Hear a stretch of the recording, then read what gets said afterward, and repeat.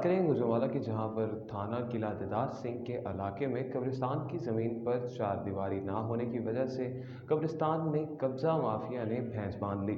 कब्रों की बेहुरमती होने लगी, लेकिन इंतज़ामिया खामोश तमाशाई बनी हुई है।